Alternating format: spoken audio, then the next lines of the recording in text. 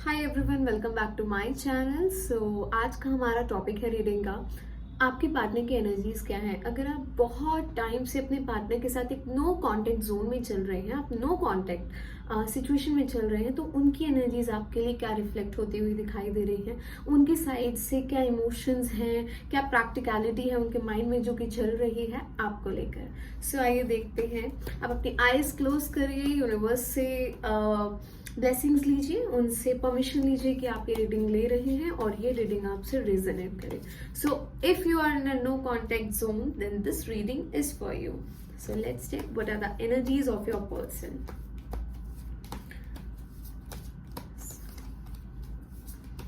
Okay, so yeah, there are problems. परेशानियां तो दिखाई दे रही हैं आपके पार्टनर के साथ। एनर्जीज भी काफ़ी ज़्यादा डिस्टर्ब्ड हैं उनकी इस टाइम, जितना हमें दिखाई दे रहा है बहुत ज़्यादा। Okay, let me pull out some cards, then we will discuss ahead. Done. So first of all मुझे दिखाई क्या देता है कि एनर्जीज आपके पार्टनर की ऐसी हैं कि अगर आप अपने काम पर, अपनी चीज़ों पर फोकस कर रहे हैं, अगर आप इंस्टाग्राम पर पोस्ट कर रहे हैं, अगर आप प्रॉपर अपना सोशल मीडिया चला रहे हैं, अपने आप को टाइम दे रहे हैं, तो आपके पार्टनर आपको स्टॉक कर रहे हैं। आपके एक्टिविटीज़ पर, जो कुछ भी आप कर रहे हैं उस पर उनका ध्यान है, ये हमें दिखाई दे रहा है। वो जो भी आप कर रहे हैं, करना चाहते हैं, वो आपसे कांटेक्ट कर रहे हैं या नहीं कर रहे, लेकिन कहीं ना कहीं उनके माइंड में ये ज़रूर है कि एक्चुअल में आप क्या कर रहे हैं। ठीक है, इस चीज़ को लेकर मुझे दिखाई दे रहा है कि वो बहुत ज़्यादा क्यूरियस रहते हैं कि एक्चुअली आप कर क्या रहे हैं, आपकी लाइफ में क्या चल रहा है। तो फर्स्ट थिंग तो हमें यहाँ पर यही पता चली कि आपके पार्टनर आपको स्टॉक करते हैं। मे बी वो अपनी आईडी से नहीं करते, लेकिन वो अपने किसी फ्रेंड की आईडी से या किसी म्यूचुअल फ्रेंड से ज़रूर आपके बारे में पूछते हैं। सेकेंड चीज़, आपके पार्टनर के साथ, जिस भी पर्सन के लिए आप ये रीडिंग देख रहे हैं, उनके साथ प्रॉब्लम्स तो काफ़ी चल रही हैं, ये हमें दिखाई दे रहा है। प्रॉब्लम्स हैं, इमोशनल ड्रामास चल रहे हैं, हार्डवर्क बहुत ज़्यादा चल रहा है उनके साथ। एंड हमें ये पता चलता है कि उनके ऊपर रिस्पॉन्सिबिलिटीज़ काफ़ी ज़्यादा हैं, जिसके चलते बहुत सारी चीज़ों पर, जो कि उनकी पर्सनल लाइफ से रिलेटेड है, ध्यान नहीं दे पा रहे। उनका फोकस इस टाइम सिर्फ उन जिम्मेदारियों को निभाने में है जो अभी उनके सर पर पड़ी हुई हैं। ठीक है, इसमें कोई शक नहीं है कि वो एक हार्ड वर्किंग पर्सन है, लेकिन कहीं ना कहीं इन सब के चलते वो अपने इमोशंस को एग्जॉस्ट कर रहे हैं। इन सब के चलते वो अपने बारे में ना सोचकर सिर्फ और चीज़ों की स्टेबिलिटी के बारे में सोच रही हैं।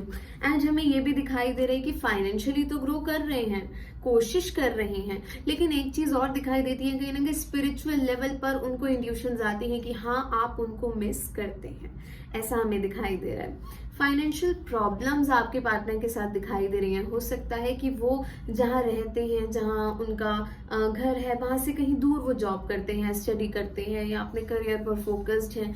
तो मुझे एक डिस्टेंस दिखाई दे रहा है, एक डिस्टेंस मेंटेन्ड है।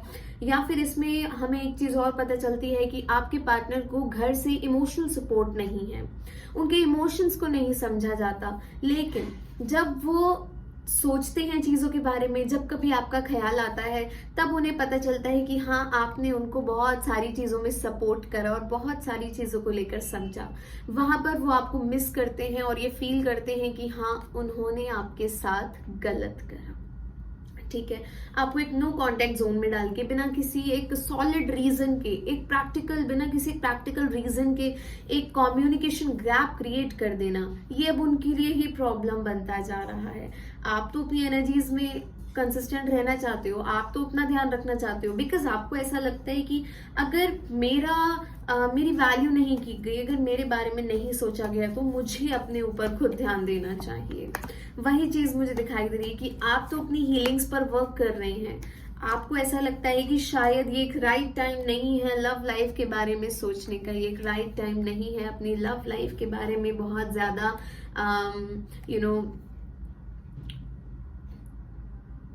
अटेंशन देने का।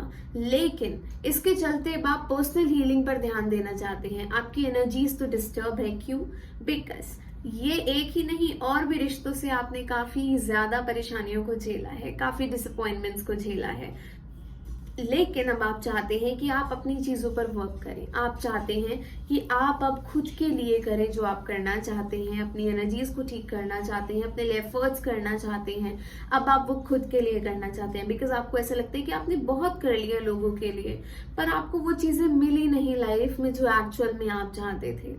दूसरी चीज़ मुझे दिखाई दे रही है कि हो सकता है आपके पार्टनर आपसे मिलना चाह रहे हैं लेकिन इनिशिएटिव लेने में थोड़ा सा झिझकिचा रहे हैं।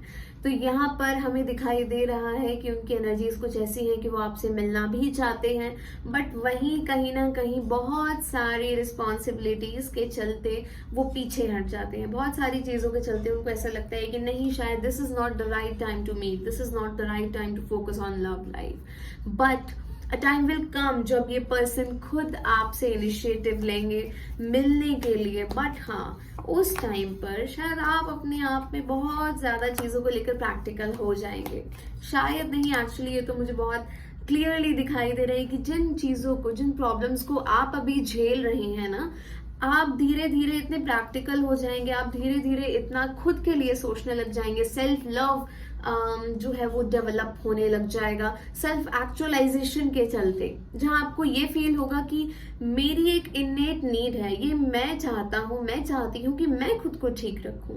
इसके चलते खुद आपका बिहेवियर, नेचर उनको लेकर चेंज हो जाएगा, जो कि आपको बहुत हेल्प करने वाला है आपके करियर में, आपकी पर्सनल लाइफ में, एंड मेनली आपके रिलेशनशिप्स को मेंटेन करने में। तो यहाँ पर आज जो आपके साथ हो रहा है ना, उसके चलते आप ये चीज बहुत ज्यादा अच्छे से समझ रहे हैं कि नहीं, अब मुझे अपने लिए भी करना है, अब मैं अपनी चीजों के लिए एफर्ट्स करना चाहती हूँ या करना चाहता हूँ, because you have done so much for that person. सिर्फ उस पर्सन के लिए नहीं, आपने तो औरों के लिए भी बहुत एफर्ट्स किए हैं, लेकिन जो शायद मिलना चाहिए था वो नहीं मिला, जो रिस्पेक्ट मिलनी चाहिए थी वो नहीं मिली।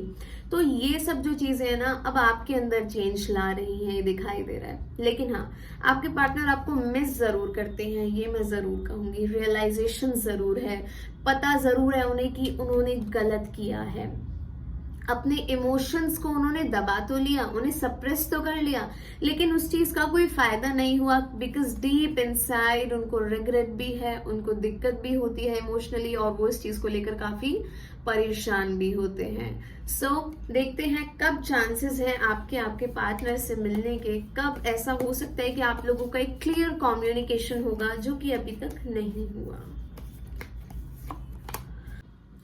So this will happen in the last 3 months। वो अपने आप ही मूव ऑन नहीं कर पाएंगे, बिकॉज वो चीजें बहुत ज्यादा उनके ऊपर अब एक बर्डन बन जाएंगी। अब उनको रियलाइजेशन का उनका एक फ्रेज स्टार्ट हो जाएगा, जहां उनको पता चलेगा कि उन्होंने जो कुछ भी किया वो ठीक नहीं था, वो कुदरत के अकॉर्डिंग ठीक नहीं था, वो यूनिवर्स के अकॉर्डिंग ठीक नहीं था। So if you like this reading, then please subscribe my channel, like this reading, and do share, do comment, and thank you so much for watching this video. I hope all your dreams come true. Thank you so much. Bye bye, take care.